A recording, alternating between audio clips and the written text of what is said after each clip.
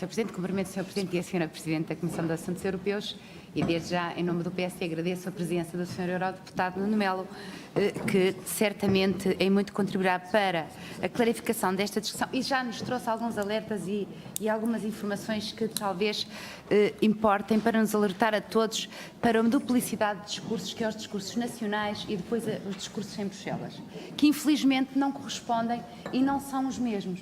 Há um discurso nacional e há um discurso em Bruxelas por parte dos mesmos emissores e não correspondem, o conteúdo não é o mesmo. Isso é altamente preocupante.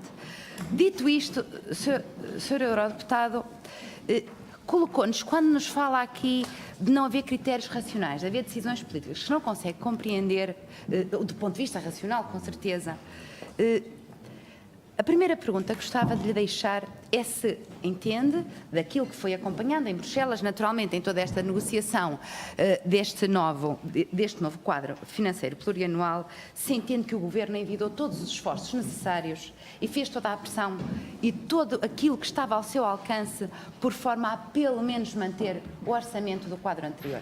Sendo certo que o anterior Governo, numa situação muito difícil, como aqui aliás referiu, fruto da circunstância que o país viveu e até da intervenção da Troika em Portugal, conseguiu um bom orçamento para o atual quadro que está em vigor.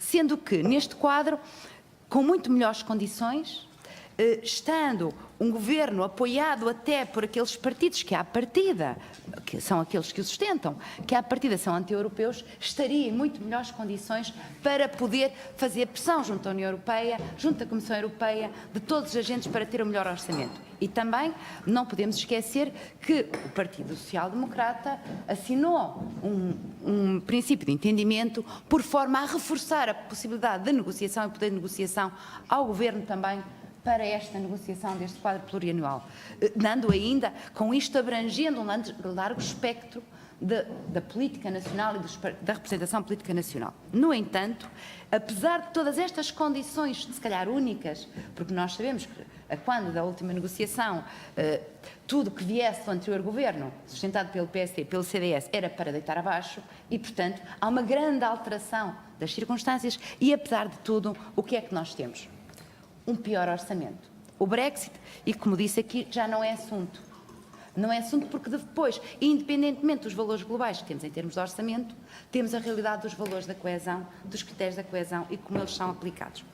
E gostava que nos dissesse da percepção que tem até do que acontece nas negociações que foi acompanhando. Primeiro, qual é a consideração que lhe merece o facto de, entre os quais, e já que aflorou ligeiramente, o facto de uma série de países não terem visto as suas verbas da coesão cortadas, tendo até reforçadas, não podemos esquecer que foram pelo menos 13 países da União Europeia que não viram cortes nos seus fundos da coesão. Ou mantiveram ou aumentaram. Sendo que um dos mais beneficiados, não estamos com isto aqui a tentar criticar quem faz bem o seu trabalho, é a Espanha. Um país que, em comparação com Portugal, não há nenhum critério racional que nos consiga fazer compreender porque da Espanha ter vindo altamente reforçados os seus valores em termos de coesão e Portugal ter visto, pelo contrário, diminuído. Isto entender-se-á apenas por falta de capacidade ou habilidade do governo português de negociar ou realmente as condições eram impossíveis para que fosse diferente. Também gostava que nos comentasse, quando nós falamos dos critérios da coesão, nós temos os critérios tradicionais do rendimento per capita, mas também atualmente introduz-se novos critérios, nomeadamente as migrações, as alterações climáticas, portanto novos critérios, novas formas de avaliar. Sendo que estas, e como disse aqui muito bem, são de todo, no que me diz respeito, pelo menos do entendimento daquilo que vemos, altamente duvidosas em termos da sua aplicação. Porque temos uma série de países que não têm nenhum destes problemas e os países do sul da Europa são, sem dúvida, aqueles que todos os estudos dizem que são mais afetados, nomeadamente pelas alterações climáticas e até pelas migrações. Porque parece que, e permita-me esta parte, que atualmente, quando se fala de migrações, apenas se pensa nos refugiados que vêm dos conflitos. Migrações é muito mais do que isso.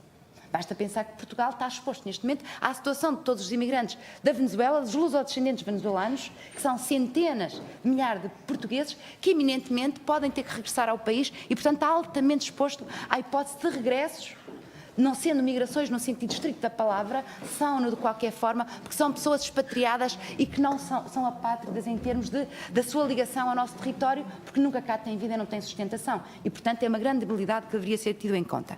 Mas também, o que é que acha da possibilidade de ser introduzido, como aliás o PSD propôs, que para além destes critérios ainda fosse introduzido para efeitos de coesão o critério da densidade populacional?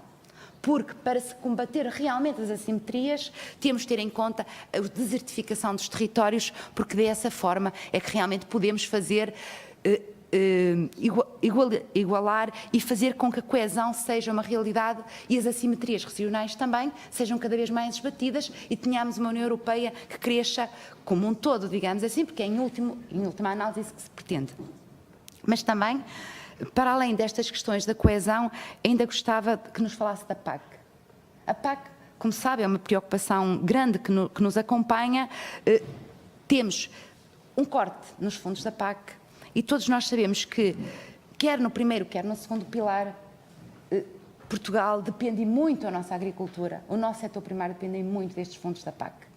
Porque, infelizmente, nós sabemos que o que acontece é quando se trata de financiamento através do Orçamento de Estado, acabamos por não ter programas abertos porque há sempre a falta de condições para financiar. Isso é o argumento, abre-se, mas depois, na verdade, não se cumpre por falta de financiamentos e, portanto, esta ajuda direta aos nossos agricultores é fundamental também para estas tais assimetrias, também para o desenvolvimento do país e, portanto, a nossa preocupação com a manutenção dos fundos da PAC no seu todo, no primeiro e no segundo pilar, mas muito especialmente no primeiro pilar, naturalmente.